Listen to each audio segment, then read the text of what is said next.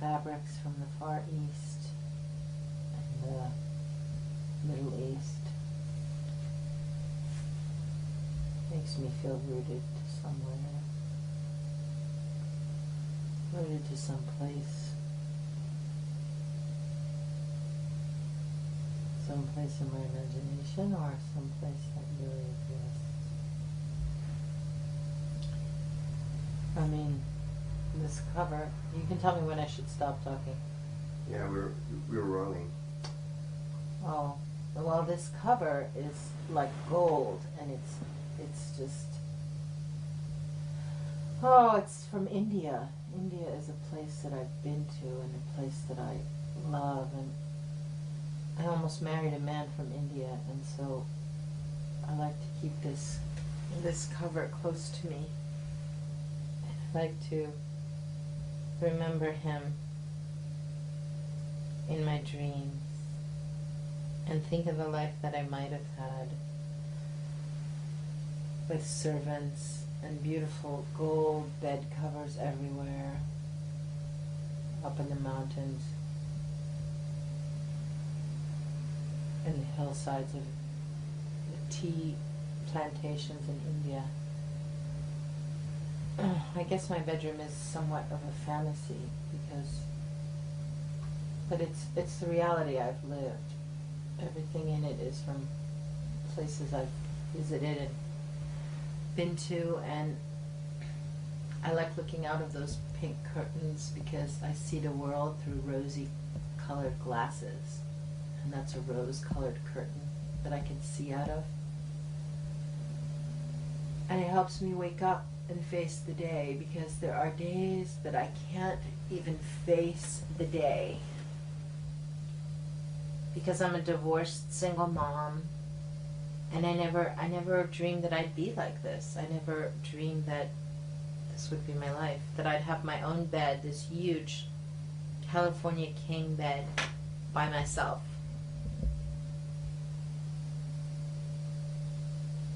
And that the world of my body would be kind of denied somehow in the fact that I'm not in a relationship. My whole life was about relationships. And now I'm trying to face that maybe those relationships were not healthy. Maybe I was an addict and addicted to people and addicted to relationship and addicted to food. I mean, it's been 8 years and I've been over 100 pounds. It was like I got pregnant and then suddenly I dropped the baby healthfully. It was born, my son, Sasha, and then it was like there was an empty something inside of me and it still had all this weight.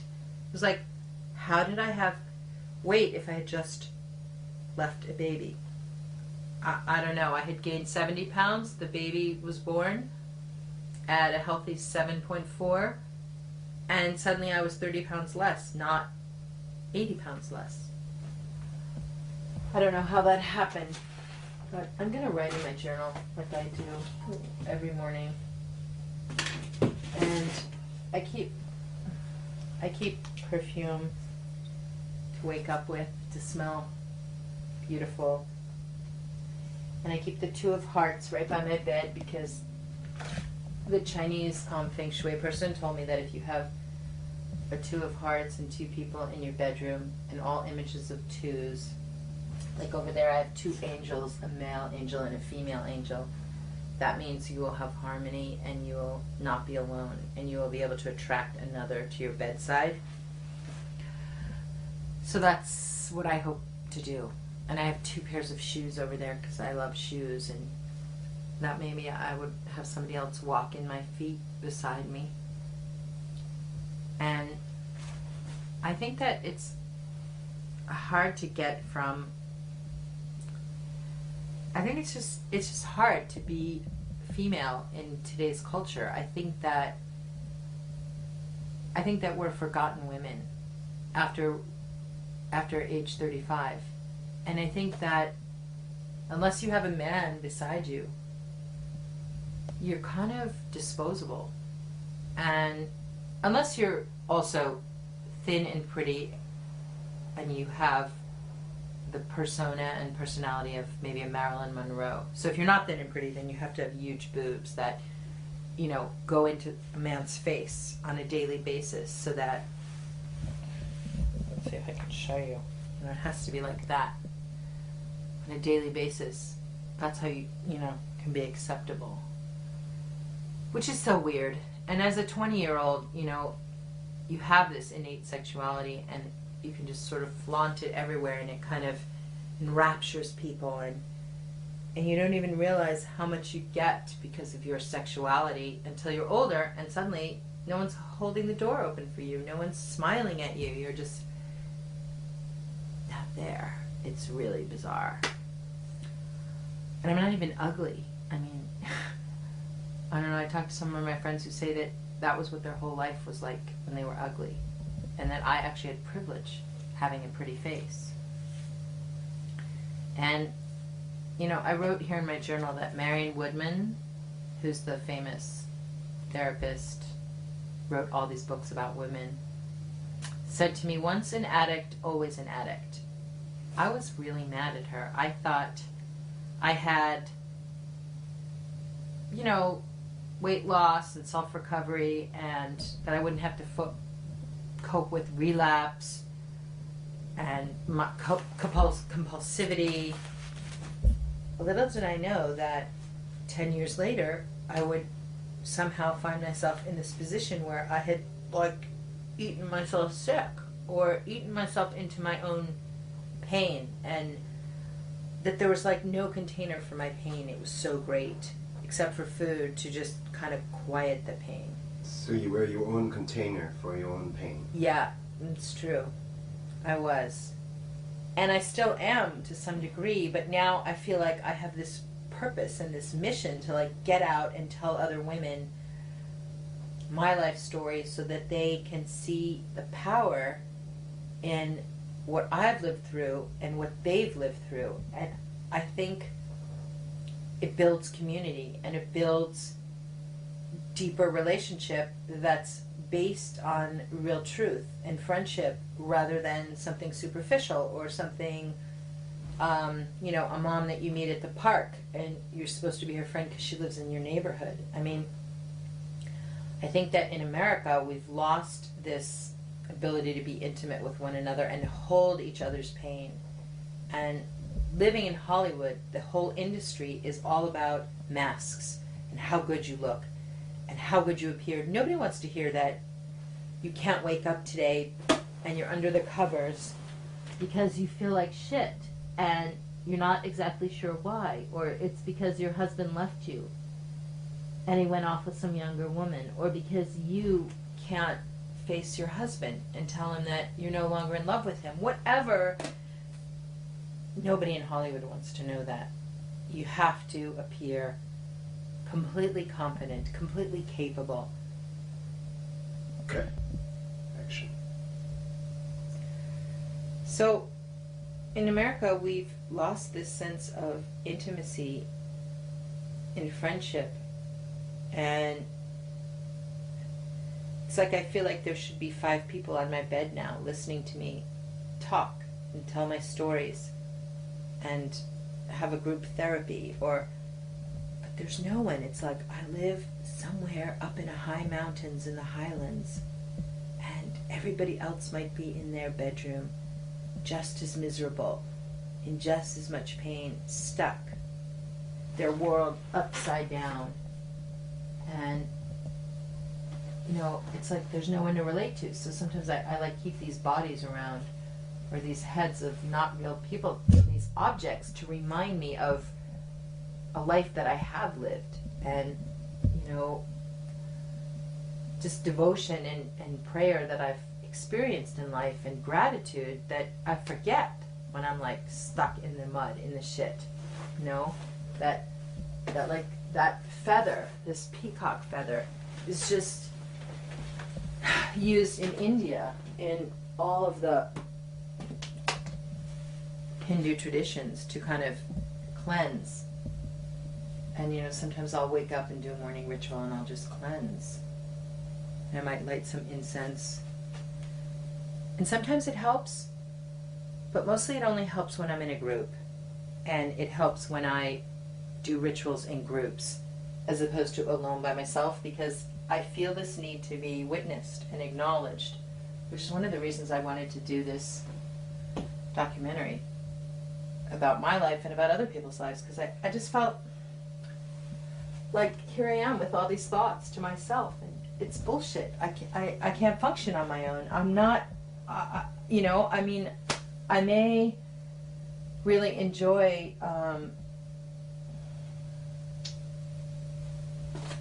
you know, this is a light from Brazil, and it's a woman who is who's up. Oh, you can't see it? Go back in front of the mirror. Okay. And she's anyway, that's a light from Brazil, and she's like a Carmen Miranda figure with beautiful gems, and she's a priestess, you know, from Brazil. She's a high priestess, and so I try to keep these objects and these, you know, near me. But in the end, this is where I was this year. I was at the fundraiser with a Middle Eastern prince who was not real. And I felt that was the summation of my life this year. It's like, here I am, enormous, looking as glamorous as possible, in huge flowers that, you know, probably made me look hilarious. And this is my prince, you know. He's a fake camel guard from Morocco, maybe, because of the Casbah. And I thought, you know, that's how I feel. Like I'm in no relationship. Where am I? Everyone says, you know, you have to be in a relationship with yourself. And so I bought this really incredible marriage cap, and I thought, okay, I'm going to get married to myself. I'm going to be in love with myself. That's what they say is missing. That's what all the therapists tell me. Look at yourself in the mirror. That this is the way to find yourself, is to be with yourself and love yourself. And I say, well, I think I love myself, but I'm not feeling like a bride, so I'm going to marry myself, and I'll feel like a bride. Won't that be one of the ways that I can do it? And I buy myself flowers. Sometimes people give me flowers and they cheer me up, but they don't really deal with the deeper pain of being a forgotten woman or feeling like one. Oh. Forgotten by whom? Forgotten by society, forgotten by all the men that used to be my suitors. Forgotten. It's like this little, you know, this Japanese woman by herself in her garden. You know, I have this beautiful garden outside. I live in this beautiful home, but what is life if we don't have each other, you know, and we aren't ourselves with one another, and we don't tell our real stories because, oh my God, we've been, you know, we've done something taboo. We've done something against the society. What did you do against the society? Well, you know, I was married and I had an affair, long-term affair, and now, of course, there's more women that tell those stories, but, you know, I had children from another man while being married to one. It's so shameful and so hideous. And it was something I had to keep secret for quite some time because I didn't want to be judged. And I didn't want to seem, I don't know. I mean, I think that's what all the food was about. It's about, like, how to cope when you don't know how to cope. Isn't that what alcoholics do? They drink when they don't know how to speak. And I think that in our society, we don't have, like, what the Native American Indians have, where they carry around a big stick and they pass it around, let's say once a month, and they speak from their heart, no matter what, and everyone listens. Start again. Did you record anything? No. Yeah, of just what you. Just now?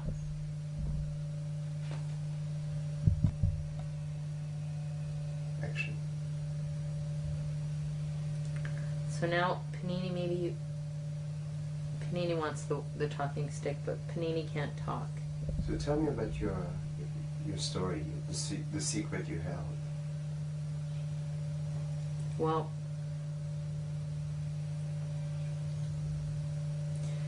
I mean,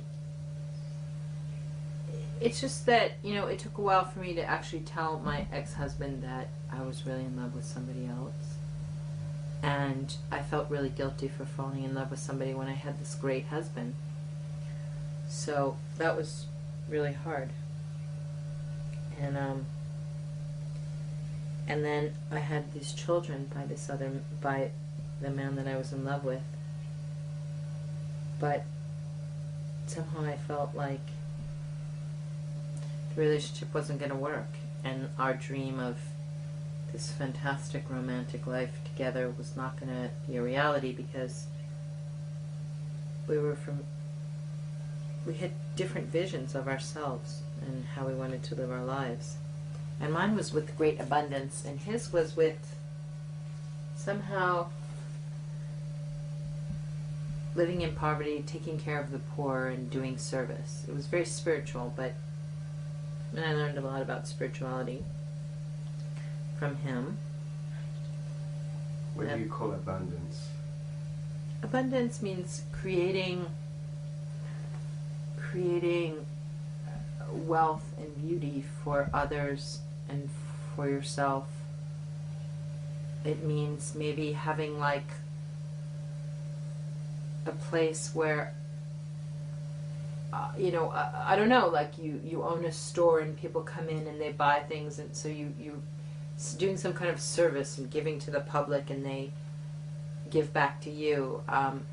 Maybe it's having some kind of healing center or a therapy center, or maybe it's having Palestinians and Israelis find a place where they can creatively meet despite Al-Qaeda and all other kinds of terrorists and Hezbollah who want to destroy the world. I think abundance is having a vision of healing humanity. And I don't know, there's something about telling your story and no longer being in a secret that's really powerful. And it also makes you see your story as just a story. And, I have these books by me, like this one is The Four Agreements by Miguel Ruiz, and he does this process where you get to look at what agreements you had as a child that you're still carrying on, and what's holding you back in your life from becoming like a larger person, and you're all alone. I mean, I get so much more energized and so much more awake when I have contact with other people.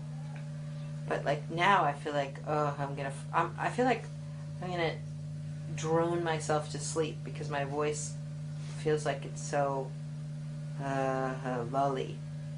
It's gonna lull me to sleep, and there's like no humor when I wake up. Because I miss having my lover here to make me laugh, or to nibble on his ear, or something like that's human, And I just feel so alone. So I got Panini thinking, well, she could be the girl that I always wanted to have because I have 2 boys. Or she could be the lover that I don't have for now, but she's her own personality, and she doesn't really function the way a little girl child would or a lover would. So that kind of failed, but it's actually been wonderful to have a little mini companion. It's interesting. So what did you dream for your life? For my life? Yeah. I dreamt that I would inspire others, and that I would inspire women in particular, and that I would be this pillar of inspiration, or where I could lead women. I mean, I was a therapist for a while, and a lot of people really looked up to me. And when I was a professor, and people just really admired the way that I gave the wisdom that I had to my students and encouraged them and got them to do exciting projects in the world. And I think I've lived those dreams. And I also had dreams to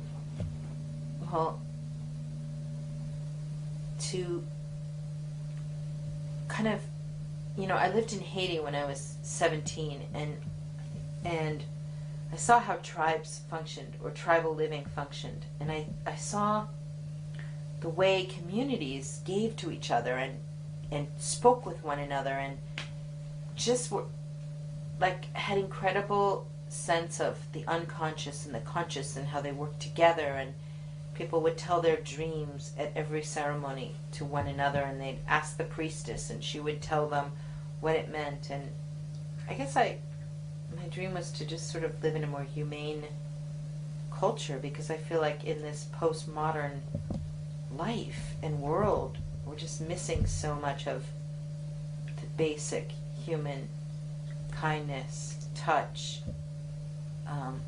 fragility. I mean, sure, there were, priests that took a lot of money or cheated people. There's always going to be a despot or two.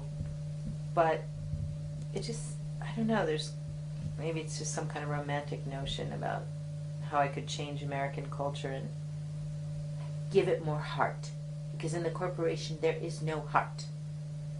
And so is it still your goal, or it's just a failure? Well, no, I mean, it's definitely my goal. And now I feel like having women talk about their stories, especially on TV or on a website, is a way to reach out to the large community of other people that are like, who are there in their beds and can't get out of bed and want to communicate and feel like they have a passion to share. And I want to make people laugh, because there's too much tragedy in the world, too much real tragedy, especially right now. And if you look that way, I have over there a recipe for love. You serve it on a starry night. You put 1 sifter of powdered persuasion, 2 cups of finest devotion, 3 tablespoons of heaping passion, 1 cup of satisfaction, 4 ounces of sweet nothings, 5 kisses, 2 soft sighs, 1 cup of lasting hugs, and you stir it lovingly, and you pour it into a pan, and when it's bubbling, you simmer gently, and you serve the world.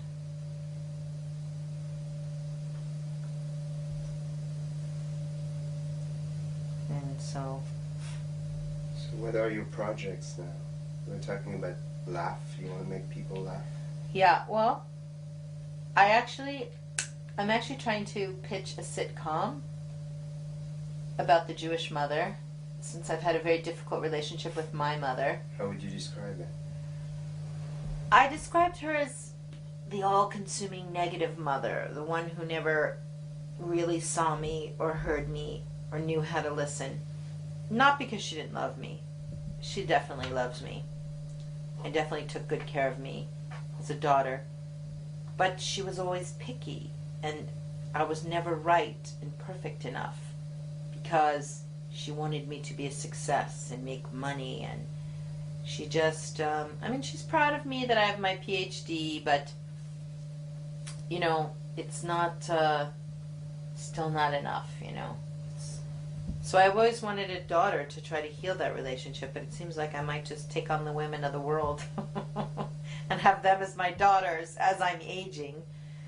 I'm now the mother and soon to be grandmother in another generation or two. And that's an okay role, I think a lot of women don't even get acknowledged until they're 40 and 50, like the great thinkers, Simone de Beauvoir or Oh, even Gloria Steinem, although she got a bit of acknowledgement younger. When she started Ms. Magazine, she was younger, but I think it takes time to offer the feminine wisdom into the culture. And the other project that I have is really what I've been teaching for the last 10 years, which is solo performance theater. Just having people talk about their lives and understanding that, you know, what we've lived through is our scars. It forms our soul, and it forms the essence of who we are, and who we are is great, you know, and that we can be, not have to always be doing. And so the idea of solo performance theater is that you are in the process of being and becoming and being, as opposed to, you know, doing, producing, making a video, making it happen, you know? It's like you're just being. And being in the community, witnessed. That's the idea of the performance, that other people see you. And I think it's just how women's psychology works. Women are always come from relatedness to one another, to their objects, to their children, to their dogs, to the culture. And so it's just important to be seen and heard. And those are my two projects, my big projects coming. What I'd like to see happen. I'd like to see some kind of a, you know, talk show where you talk to women and they tell you their stories and there's some feedback. So it's sort of like Oprah, but maybe somebody gets a longer chance to bare their soul. And you know, I know that the Americans are criticized that they're always bearing their soul. But I think that's because, you know, we have it done the way Jerry Springer does it, and the way these, whatever his name is, Montel Williams, and it becomes shameful, and it becomes a joke at the expense of others. I'm not talking about that kind of soul bearing. I'm talking about just really intimate conversations that have heart.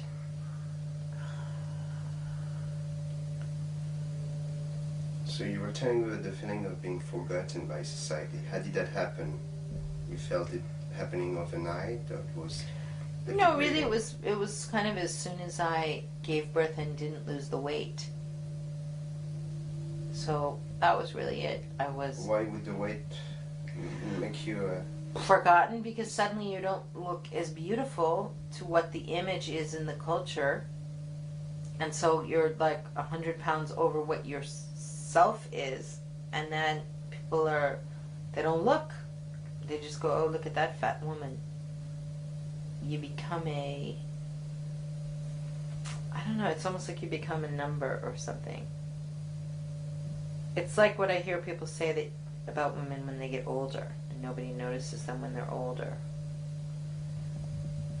That thing. But I didn't, you know, I'm aging pretty gracefully so far, so it's not like I feel like I'm being overlooked because I'm older.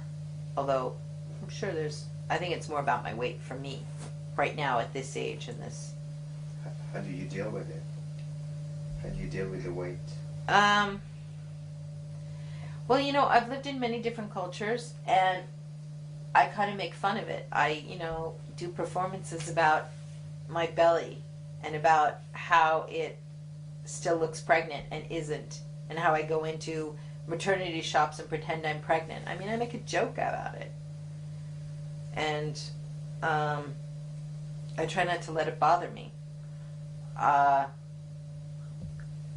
You know, I wear short skirts, so I show off my skinny legs. You know, I do something like that. And now I'm on a diet. Now I'm doing the Overeaters Anonymous. How's that? I'm one of the anonymous people. It's great because it's community. And it's bearing your soul to other people and having them be witness. And these programs, whether it's, you know, Clutterers Anonymous, Alcoholics Anonymous, Sex and Love Addicts Anonymous, they all work. you know, people seem to be able to recover a sense of balance and self-worth and self. It's kind of remarkable. It's through community.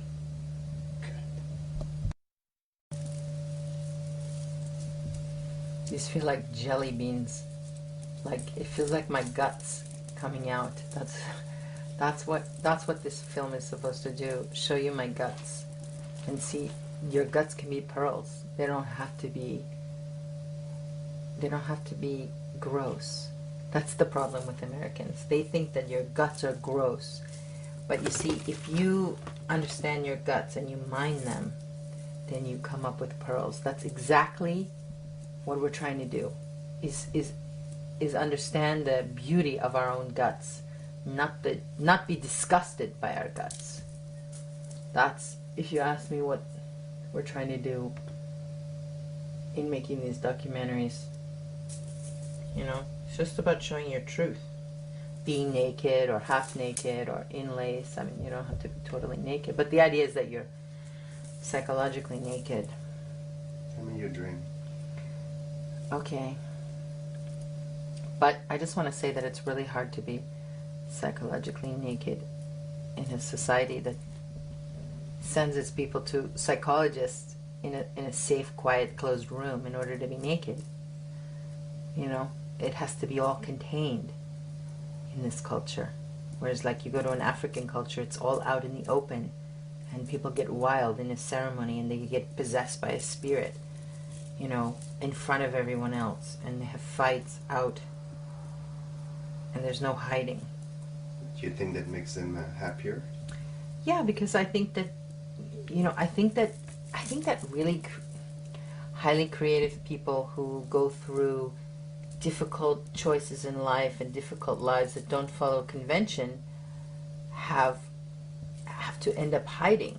You know, certainly that's what some of my weight is about. It's about like hiding my true essence because thinking, you know, maybe people can't deal with it or it's inappropriate. And I had this dream. It was on Saturday morning. I dreamt that I met a guy at the poolside and I was flirting with him and I was friendly. And then later I realized that he was actually a guy that I had emailed and contacted on JDate. So it was funny because I suddenly had this connection to this guy, which I didn't know why I had it. And then later when I went home, I realized it was because we had already met online and we didn't realize it. So I'm not sure how profound that dream is, but maybe there's hope that, you know, this idea of internet dating might actually work. That like you actually might run into the guy that you're emailing and trying to have a communication with. Maybe. I don't know. I wrote these little monologues. You know, they're right here. I wrote these little monologues that I wanted to read to my doll, because my doll over here, she's like completely dressed and covered head to toe. All you can see is her toes and her fingers. And right now, the little screen from her face is moved over to the side. But I kind of relate to this doll because I just feel like this woman who's been in hiding and who's been repressed. And, you know, if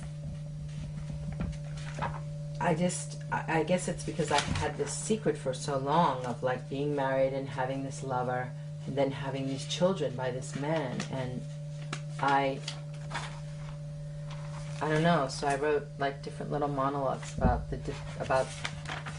these two men that I was in love with, and I mean that was so taboo for America, you know, to be in love with two men at the same time. And then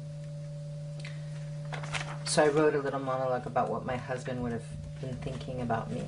If I can find it and read it. Oh yeah, here it is. And he said, "All I ever did was love her. I was inspired." Hold on. Go ahead. All I ever did was love her. I was inspired by her. I felt she could move mountains for women across America and the continent. She was a...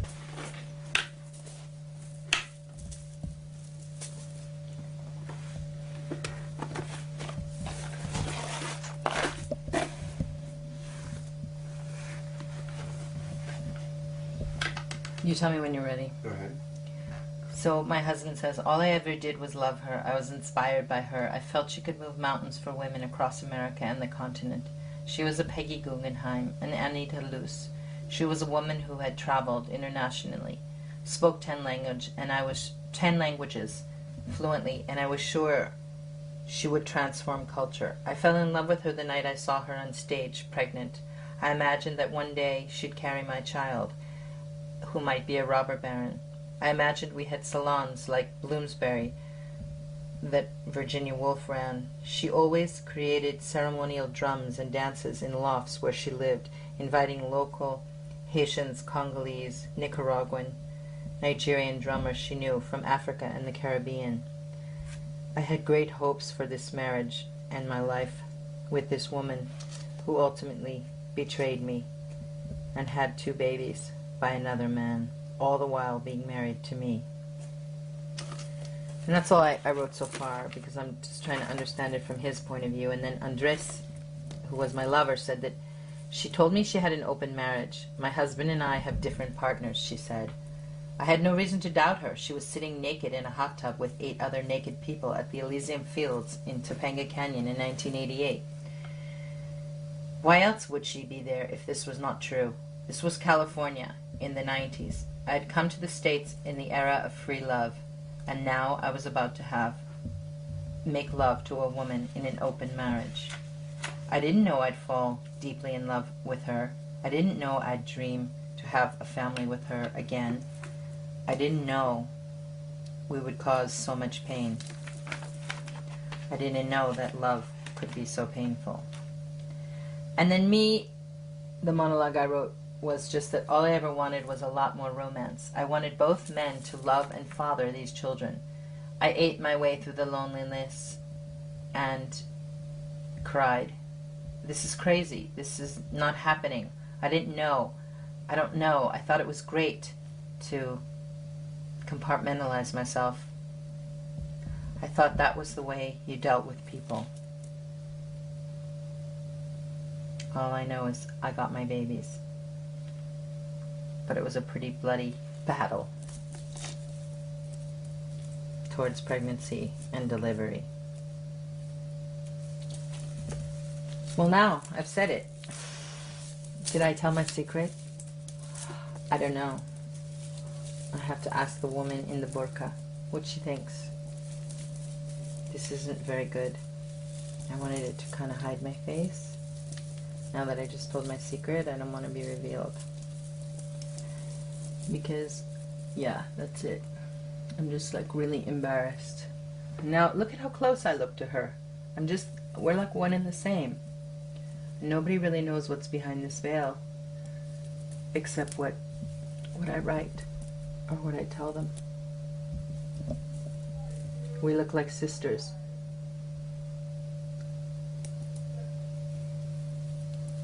No one can really see the color of our skin. And we look pretty much the same.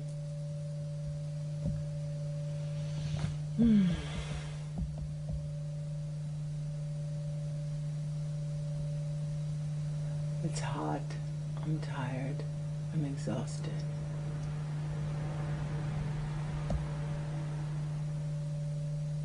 And I feel like I'm through being the sacrifice.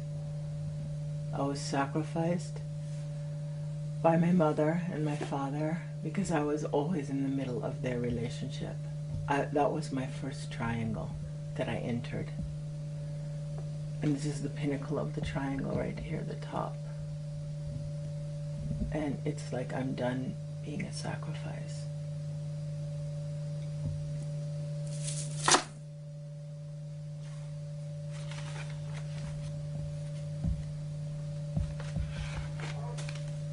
Solo theater as spiritual autobiography seems to be my destiny, that which I want to be a part of. The group I belong to, the groups I've led, Those are the spiritual communities I long to be a part of. What is spiritual? Is it the love inside and knowing that there is a greater universe outside oneself? Christian contemplative thought is the last thing I thought a good Jewish girl might probe for comfort. Exactly where you were. My new therapist thinks that I'm too outer-directed. She can't believe how much I need that male approval. I told her I understand this might make me a failed feminist.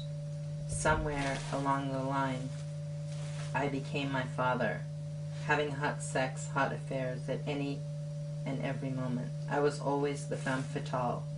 Losing control in my body and my sexuality is a pleasure that would then open my heart. I did not know I wanted to be in so much control for the first time.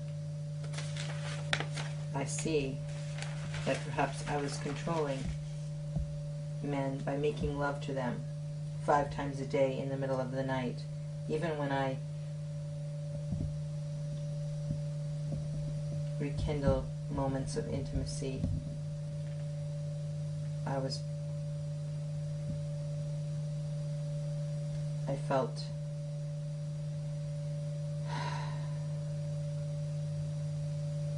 I don't know, I can't read my writing. Don't read. Don't read? Okay, it's boring. No, it's not boring.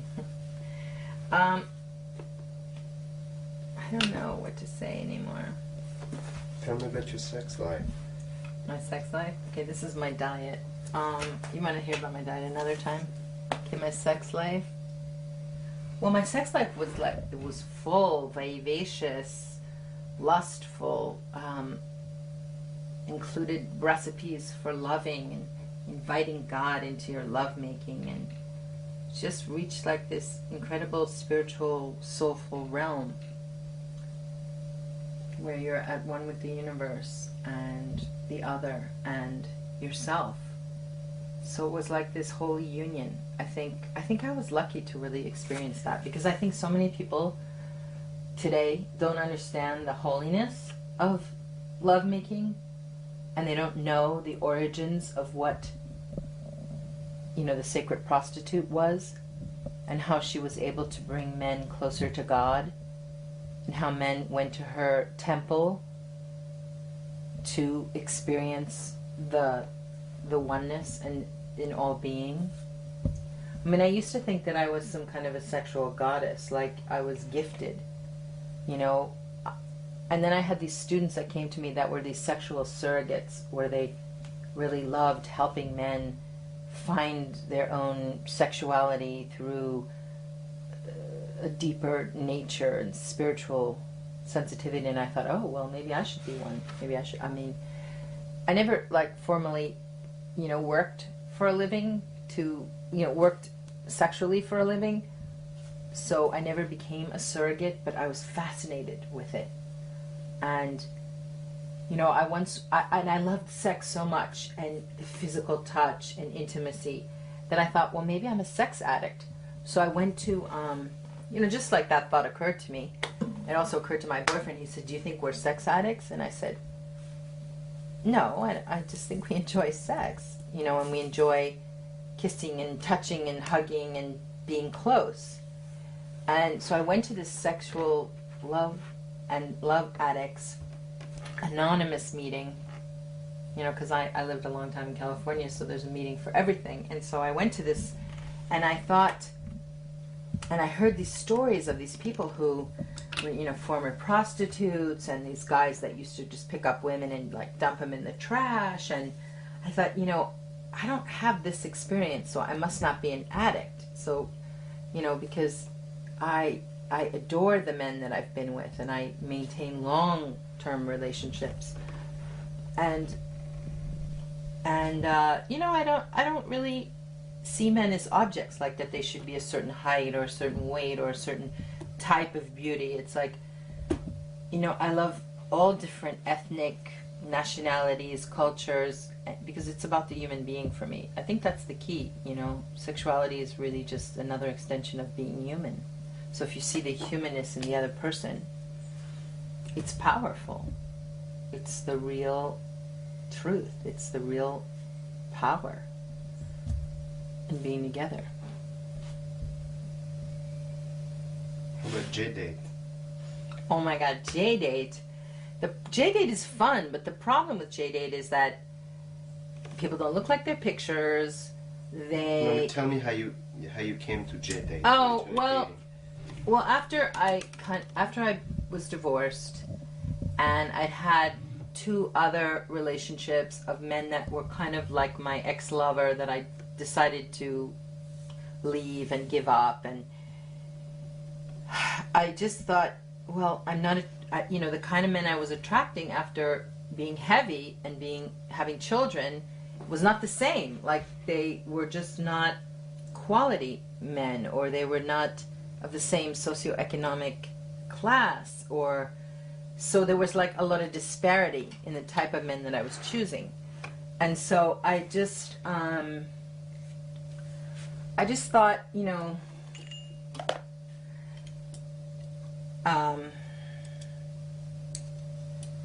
I just felt like, well, try what's going on in the culture. In the culture, everybody says to get on the internet and date, and it's not like I had a lot of friends introducing me to men, or I was meeting a lot of men being a single mother.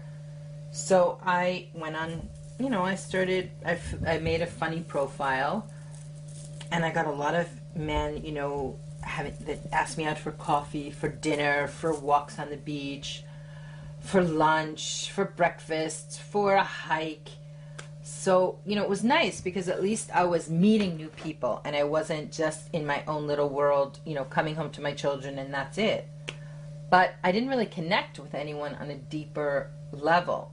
There were a couple of younger guys that were filmmakers, and since I was interested in television and film and had worked in both, maybe we had more in common. But they were just guys that I was interested in as, friends. And so then there's that awkward thing of like, well, can you really be friends with someone on J-Date? Isn't everybody on J-Date really looking for their spiritual soulmate? Although people write, no, I'm looking for a friend, or a friend to go to the movies with, or marriage, or my soulmate. Like, people give you the options that they'll kind of do anything. They'll settle for anything. And, yeah. J-Date. So I've now been on J-Date about 1.5 years. And have you met? I've met probably, I wonder if I've met like maybe 80 men or something, or, I've had a lot of dates. But how many of them I've seen a couple, just maybe 2, 3. And out of 80, that's a small margin. And, I saw those guys maybe 2 or 3 times, and then I thought, it's not right. The guy's not right. That's not what I'm looking for. And I think it's actually easier to push myself to go out to parties, to museum openings, to, what I love to do, and just meet someone that way, by being social, the way I was when I was in my 20s. I was very social. This stone, by the way, is an agate, and I think it's really good for clearing and protection. So I like to wear it.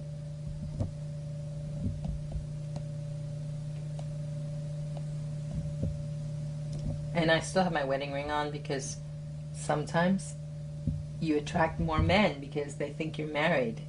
And it's wild. You feel safer suddenly. So that's kind of a peculiar phenomenon.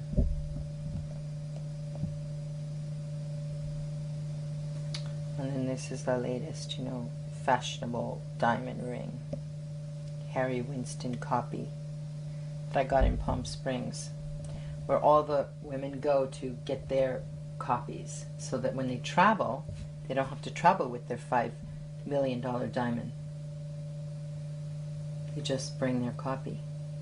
And these are the good copies. That you pay at least $25, $30 for. Sex. When you haven't had sex in a long time, you buy one of these pillows. You buy a pillow because then you can just hold it and dream that it's the person that you used to know and love, and it's really comforting. It's much better than like meditation and finding God, like everyone wants me to do. But I think you find God in sex. I mean, I really do. I think that's where the spirit rests, is like in another. That's just my belief. In another.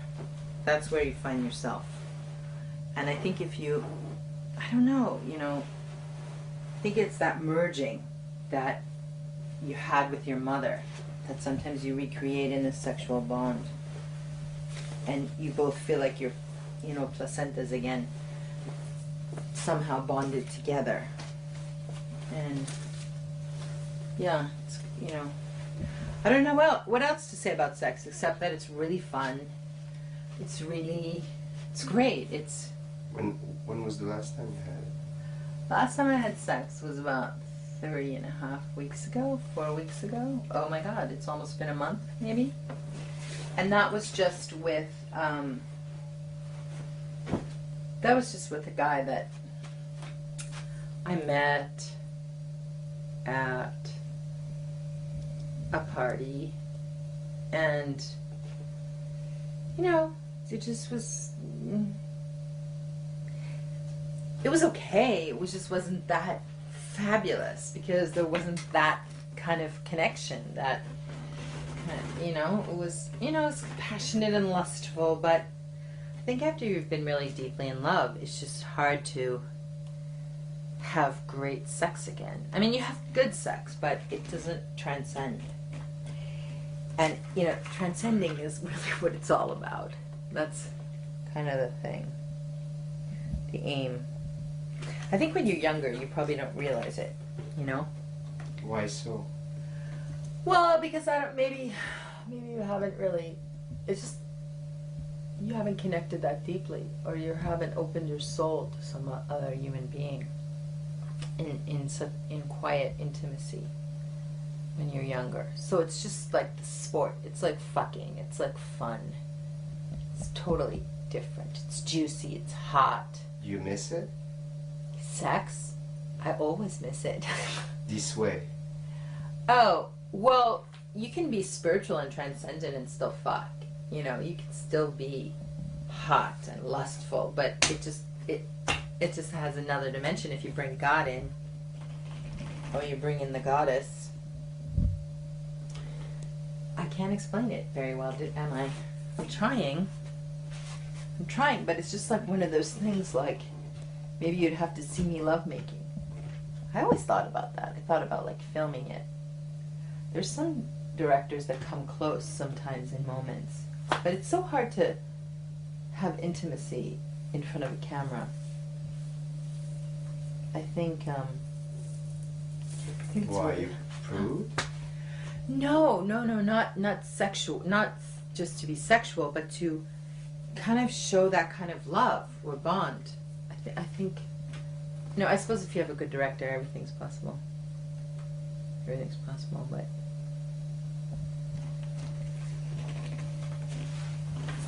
I don't know. I'm not sure. Ha! Well, now I look like the burqa woman upside down.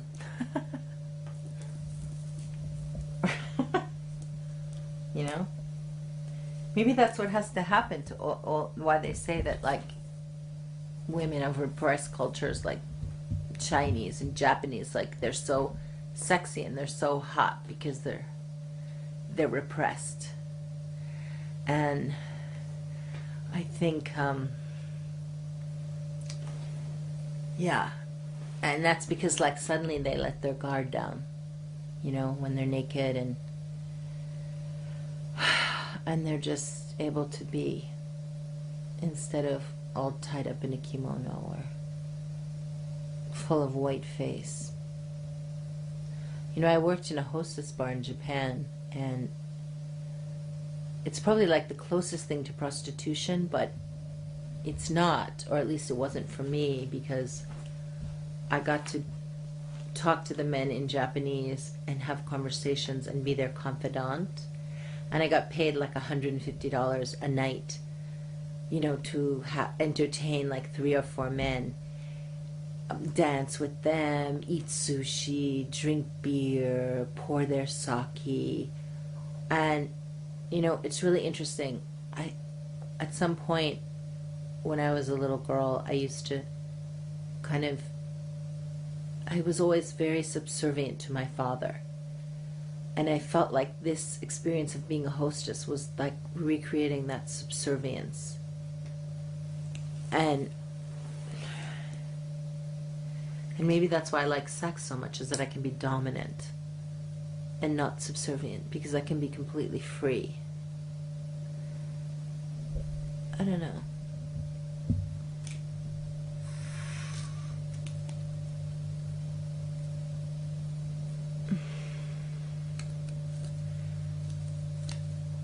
Some people find more freedom being subdued. You mean subservient? Yes. Maybe. Maybe they do. I don't.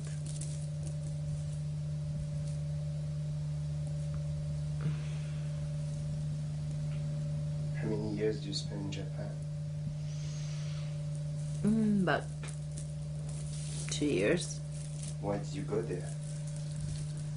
Well, I initially went to study Japanese culture, and part of the culture was geisha culture. I mean, I found that I was doing all the things that girls did to become geisha. Like, I was studying Japanese folk dance. I was studying kabuki. I was wearing these, amazing kimonos, because that was how you would do the dances. Your clothing was part of it.